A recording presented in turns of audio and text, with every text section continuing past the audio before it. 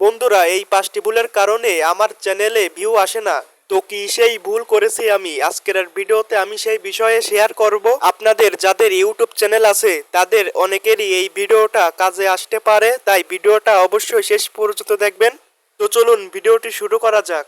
বন্ধুরা, আমি প্রথমে যে ভুলটি করেছিলাম সেটি হচ্ছে নিজের ভিডিও আমি বারবার দেখতাম। যখন দেখতাম যে ভিডিওতে ভিউ আসতেছে না, তখন নিজের ভিডিও আমি বারবার দেখতাম। এবং নাম্বার 2, আমি যে ভুলটি করেছিলাম সেটি হচ্ছে ভিডিও ডিলিট করতাম। চ্যানেল থেকে ভিডিও ডিলিট করলে চ্যানেলে অনেক বড় খারাপ প্রভাব পড়ে। এবং নাম্বার 3, আমি যে ভুলটি করতাম সেটি হচ্ছে যখন আমার চ্যানেলে ভিউ হতো না তখন আমি অন্য একটা চ্যানেল খুললাম। তখন সেই চ্যানেলে আমি ভিডিও আপলোড করেছিলাম, পরে দেখি সেই চ্যানেলেও ভিউ আসে না। তখন যেই ভুলটি করলাম সেটি হচ্ছে সেই চ্যানেলে যেই ভিডিও আপলোড করেছিলাম তখন সেই চ্যানেল থেকে সেই ভিডিওটি ডিলিট করে দিয়ে আবার এই চ্যানেলে সেই ভিডিওটি আপলোড করেছিলাম। এবং নাম্বার 4, আমি যেই ভুলটি করেছিলাম সেটি হচ্ছে আমি একটা জিমেল অ্যাকাউন্ট তৈরি করা নিয়ে একটা ভিডিও তৈরি করেছিলাম। সেই ভিডিওর ভিতরে আমি জিমেল দেখিয়েছিলাম এবং জিমেলের পাসওয়ার্ডও দেখিয়েছিলাম। সে কারণে ইউটিউব আমাকে কমিউনিটি গাইডলাইন ওয়ার্নিং দিয়েছিল।